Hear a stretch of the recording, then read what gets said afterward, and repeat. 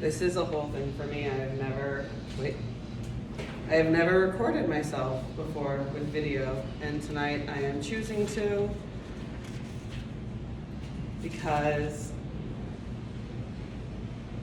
I want to pay attention to something that feels like it's ending and something that feels like it's starting. And something that's ending is the reactive period after my mom died. I usually like to liken it to a butterfly's transformation, especially because of like the complete and utter destruction that is the center of that moment. And I think that most people in this room understand that I truly believe that I died and live again in some way through that. So, as I move on to 2026 and a new era, whatever that brings, I hope psychic powers and mysticism and people just paying me to be an oracle. In the meantime, I have these poems for you. Grief as remembered. A stranger introduced by the weeping of my elders.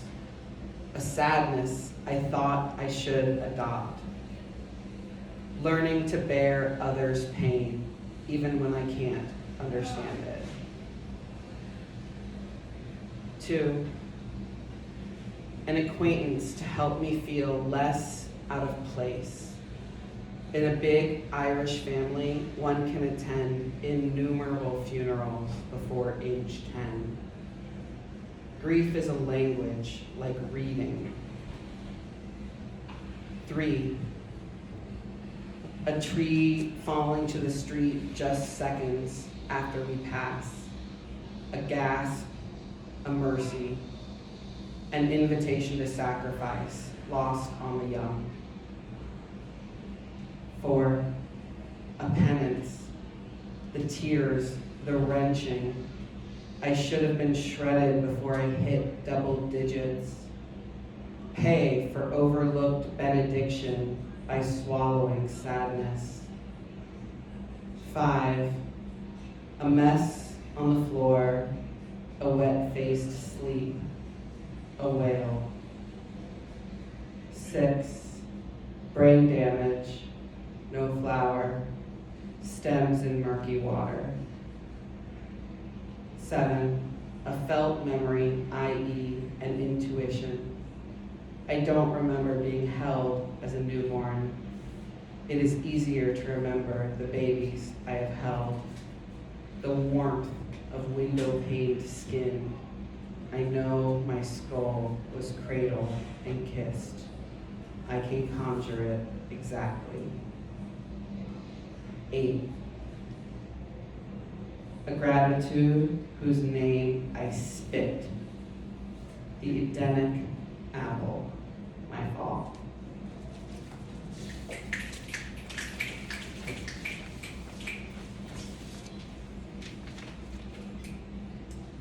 On losing the ability to generate life. The year I say goodbye to youth for good, I mourn all I will never be. Bodies again chase my interest, curves and the idea of pre-ruin. What if I were built for pleasure but also needed less protection? Here I make a sport of change. In my next body, give me power. No, not recipient, but source. My grounding mat, another woman's weights and advice, coven meetings on Zoom, my natal gifts. I pour liquid self out of my body and offer it to drink. Not blasphemy, but I confess, astrology. My next life, body clay, I mold for its purpose.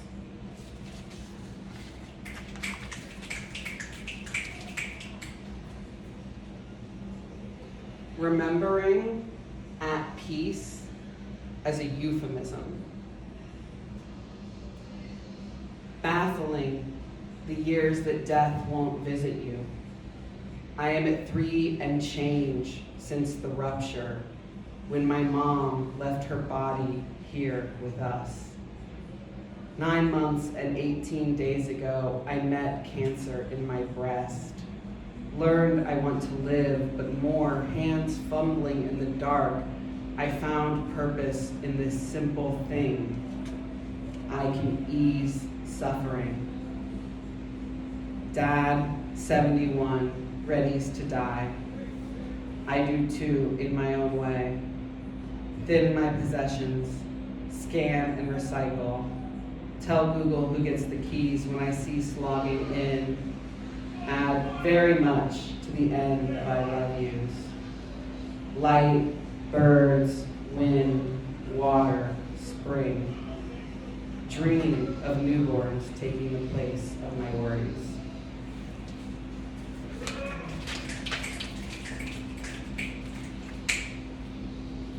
Sabbatical sonnet. A found truth. I'm enjoying being lost. Aged and lessened, I rediscover secrets I haven't seen properly all year, chosen blur. If I want clarity, I have to make an appointment to see an optometrist. Who has time? Who wants focus in a year like this? This morning, my dad asked if I planned to shower. Why? I don't know. Or that should be, I don't know why. What am I having for dinner or doing for money these days? My only plan is death. It's a lock. Nabokov says his mom followed one simple rule: to love with all one's soul and leave the rest to fate.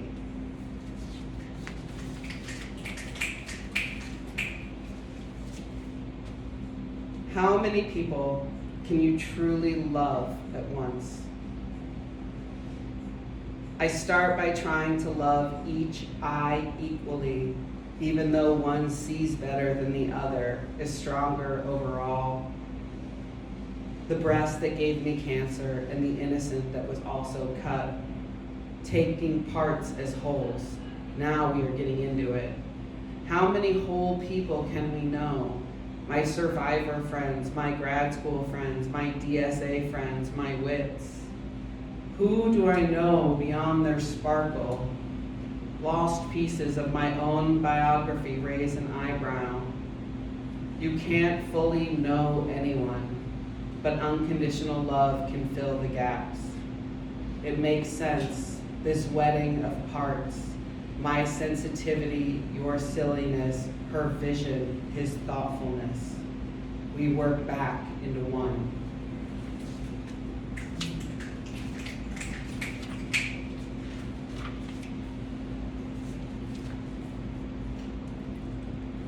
Habit energy guides me to a taxonomy of love. First, we must acknowledge those who truly love me unconditionally. I admit I may have a greater number than most. Big family, good parents, dumb luck. Next, a list of who I trust with my life, my heart, my unguarded words. This is still love I can take for granted. Another layer, who changed me forever? Which friends saved my life already just by being there? I'm naming them in my heart, my gut. I'm still not done.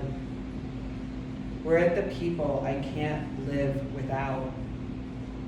And there's still another shimmering divide of souls I know in this life and those I know beyond all lives.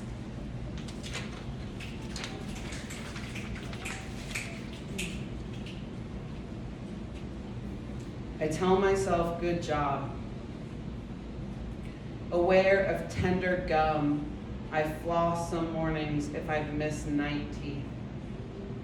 I've been watching The Challenge and modeling their sportsmanship. I tell the beaten opponent, good job. Grateful anyone cheers me. What beats me? The years, grief, myself, but that's forgiven. I'm making my own resurrection story. Teach myself new languages and forget others. Make a ceremony of pardons.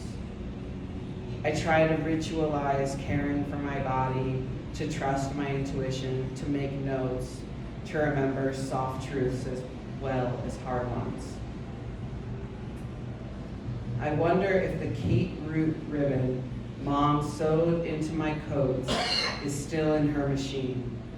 I was never one to lose a coat, but I wonder if it's a good use of my time anyway. I have no way of knowing what I'll need where I'm going after this. In the meantime, I leave a Post-it on the door, lunch or coffee, and when I put it in the bag and hang the handle on the doorknob to outside, I tell myself, good job.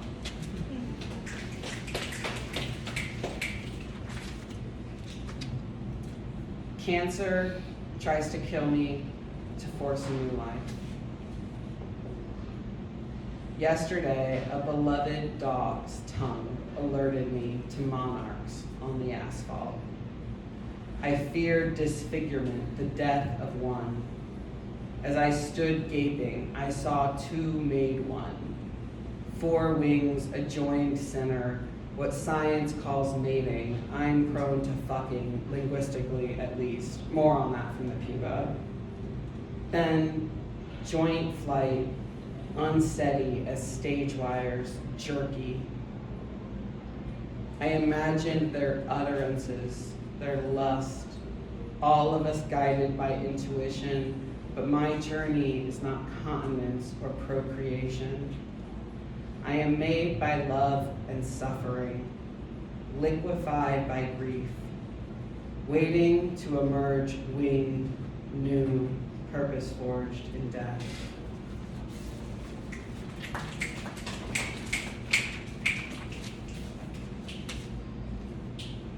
Self-love. I remind myself, writing is easier than just being human.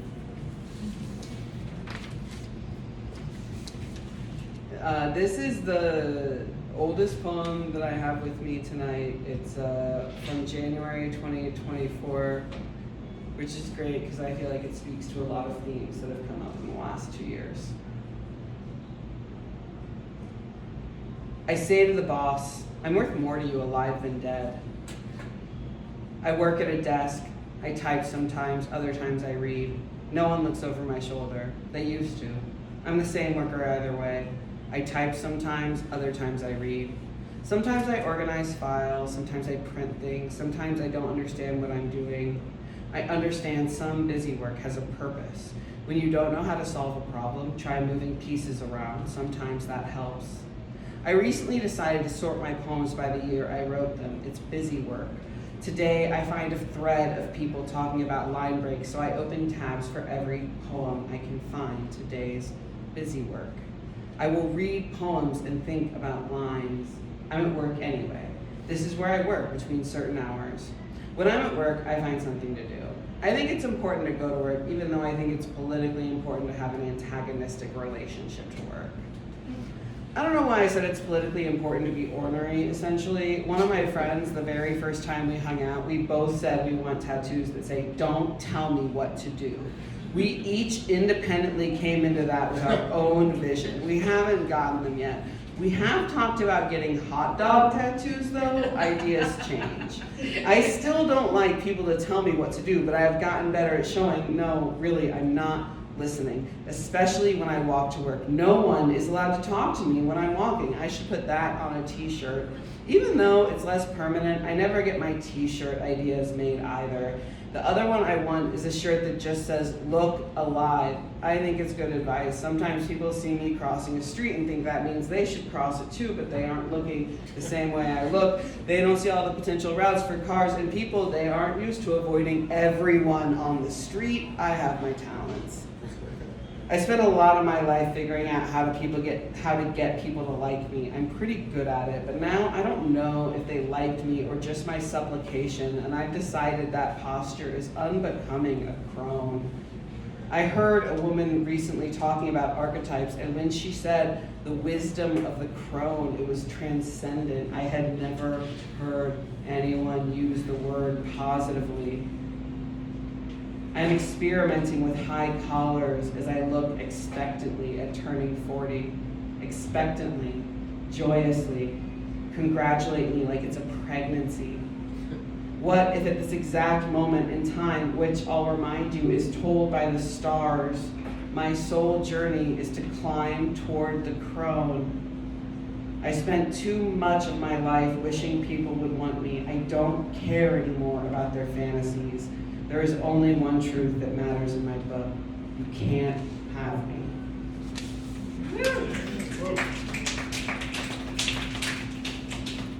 This is the most recent poem that I've written this year. And I really hope to collect the poems that I've written in the last 2 years to capture this experience of transformation that I feel like I've lived through. And this poem celebrates that. When I live another 40 years, look at that when, not if. See how I've grown. So, back to topic. When I prove myself wrong with stubborn longevity, I want you to celebrate the cats who made it so. In the midst of this crucial second childhood, the felines help me sing again. I just remembered I've never told you about how my mom sang all the time. You can't always get what you want. Perfect for serenading teenagers. I promise I'm trying to get you to the moment when us 3 kids per legend shouted joy. Mom's singing again. The first time after the first cancer. Mom, I sing again now. Thank you all.